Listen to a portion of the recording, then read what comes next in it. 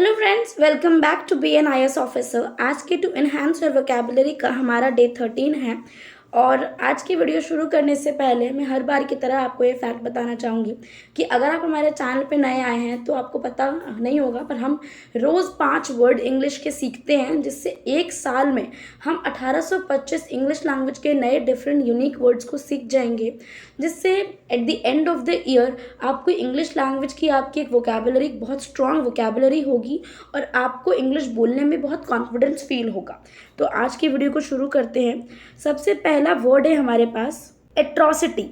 Atrocity एक noun होता है जिसका मतलब होता है अत्याचार। एट्रॉसिटी जैसे आप कह सकते हो कि कहीं रायट्स होते हैं, जहाँ पे दंगे होते हैं, वहाँ पे लोगों के साथ, वहाँ पे जो सिविलियंस होते हैं उनके साथ बहुत ज़्यादा एट्रॉसिटीज़ होती हैं, अत्याचार होता है।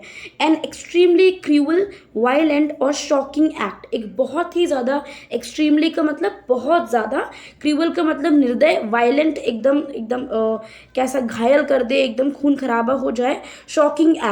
सिनोनियम हो सकते हैं इसके क्रूबिलिटी या फिर इनह्यूमैनिटी। इनह्यूमैनिटी मतलब अमानवता। जैसे कि हम कहते हैं ना कि मानवता तो जिंदा रखो, तो ये अमानवता का तो बिल्कुल ही व्यवहार किया है, एकदम निर्दयता। एंटोनियम कह सकते हैं इसका कंपैशन या फिर ह्यूमैनिटी। कंपैशन का मतलब होता है आपको किसी के दुख दर्द से आपको लगाव है, आपको कंपैशन है, उससे कंपैशनेट हो आपको उसके लिए। अगर वो दुखी व्यक्ति है तो आप भी उसके संग में दुखी हो जाओगे, तो एक तरीके से उसके संग अपनी फीलिंग को शेयर करो। ह्यूमैनिटी मानवता हो जाता है। मानवता का मतलब है जहाँ पे हम इंसान के अधिकारों को समझें, उसके इमोशंस को समझें। एग्जाम्पल सेंटेंस है हमारे पास, these people are guilty of acts of great atrocity. ये जो लोग हैं ये गिल्टी हैं, मतलब ये दोषी हैं, बहुत ज़्यादा एट्रॉसिटी का काम किया है इन्होंने। मतलब ऐसा हो सकता है कि जैसे कि आतंकवादी होते हैं तो वो कितना अत्याचार करते हैं, कितना जुल्म ढाते हैं लोगों के ऊपर, बहुत एट्रॉसिटीज़ करते हैं, बहुत लोगों से वो काम करवाते हैं जो वो कभी करना नहीं चाहते हैं। जैसे कि आपने सुना होगा बहुत सारे देशों में तालिबान या फिर जो भी टेररिस्ट ग्रुप्स होते हैं, ये एट्रॉसिटीज़ जो करते हैं उसको, अत्याचार को हम एट्रॉसिटीज़ कह सकते हैं। नेक्स्ट वर्ड है हमारे पास सस्टेनेबल। सस्टेनेबल एक एडजेक्टिव होता है। अगर आप ज्योग्राफी पढ़ते हैं तो आपने ज्योग्राफी में सुना होगा कि सस्टेनेबल डेवलपमेंट होता है। सस्टेनेबल डेवलपमेंट मतलब जहाँ पे हमें रिसोर्सेज को बहुत लंबे समय तक अपने फ्यूचर की जनरेशन्स के लिए भी बचा के रखना होता है। उसी तरीके से दीर्घकालिक इसका हिंदी में मीनिंग होता है कि आपको काफ़ी लंबे समय तक कोई चीज़ सस्टेन करनी है, मेंटेन करनी है। Able to continue over a period of time, मतलब ताकि आप एक बहुत लंबे टाइम के लिए उस चीज़ को कंटिन्यू रख पाए। और हमारी 2-3 दिन पहले पुरानी वीडियोस थी जिसमें हमने एक वर्ड को डिस्कस किया था जिसका ये सिनोनियम था सस्टेन। आप वो वर्ड कमेंट बॉक्स में आप ज़रूर लिखें अगर आपने वो वीडियो देखी है तो। और अगर आपने नहीं देखी है तो आप हमारी इस पूरी प्लेलिस्ट को चेक कर सकते हैं, जहाँ पे बहुत सारे वीडियोज़ आपको मिल जाएंगे। अब हम आ जाते हैं इसके सिनोनिम पे। तो इसके सिनोनिम्स हैं कॉन्टिन्यूअस या फिर वाइबल। इसका मतलब ये है कि लगातार। एंटोनियम हो सकते हैं इसके अनटेनेबल या फिर अनसूटेबल। जो कि चीज़ अनसूटेबल है, अनटेनेबल है मतलब वो ज़्यादा दिनों तक नहीं रहेगी, ज़्यादा दिनों तक टिक नहीं पाएगी। एग्जाम्पल सेंटेंस है हमारे पास, the government should do more to promote sustainable agriculture. मतलब गवर्नमेंट को बहुत ज़्यादा कुछ करना चाहिए ताकि वो सस्टेनेबल एग्रीकल्चर को प्रमोट कर सकें। सस्टेनेबल एग्रीकल्चर का मतलब है कि भाई एग्रीकल्चर जब आप फार्मिंग कर रहे हो, जब आप खेती कर रहे हो, तो आप वो इस तरीके से करो कि आगे जो फ्यूचर में जनरेशन्स आने वाली हैं उनके लिए भी उनको एक ऐसी सॉइल मिले जिसमें वो कुछ उगा सके, कुछ ग्रो कर सके, कुछ खा सके, और वो उस मिट्टी का यूज़ कर सके, उस जगह का यूज़ कर सके। क्योंकि जो आजकल हम कर रहे हैं इतने सारे केमिकल्स डाल कर, उससे चीज़ें बहुत ख़राब हो जाती हैं और हम उसको पूरा ख़राब कर देते हैं। पूरी जो भूमि है, लैंड है, वो पूरी ख़राब हो जाती है, इनफर्टाइल हो जाती है।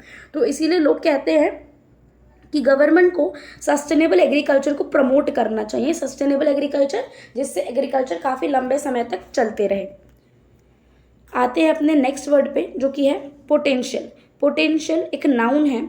कई बार होता है कि हमने बहुत से वर्ड्स जो हैं वो हमने सुने होते हैं, हमें उसका मतलब भी पता होता है, हम कहीं पर पढ़ रहे होते हैं तो हमें उसका मतलब समझ भी आता है।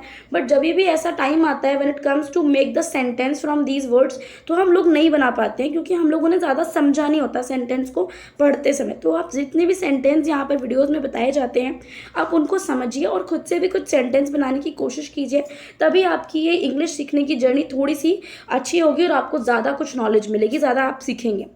तो पोटेंशियल का बेसिकली मतलब क्या होता है, समवन्स और something's ability to develop, achieve और सक्सीड।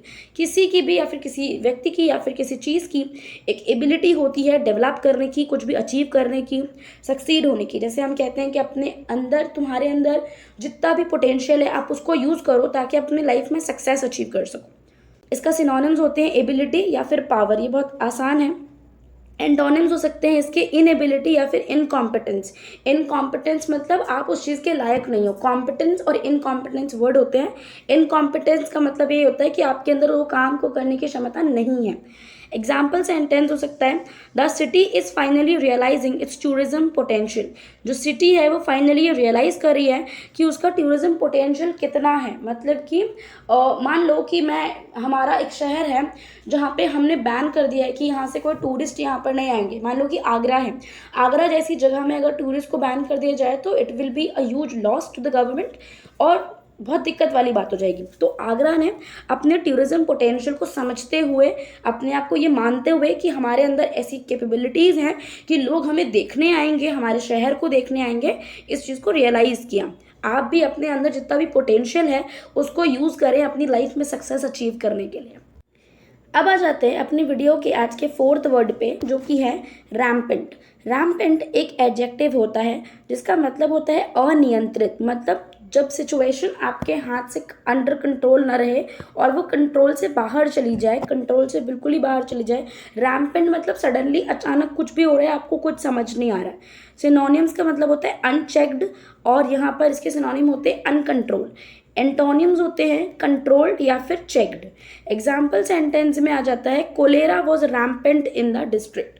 कोलेरा एक डिजीज़ है जो कि रैम्पेंट तरीके से डिस्ट्रिक्ट में फैल गई। जिस तरीके से कोविड फैल रहा है जिसको हम रोक नहीं पा रहे हैं, उसको भी हम रैम्पेंट कह सकते हैं। बट वो थोड़ा सा वो है कि आप उसको कंट्रोल कर सकते हो।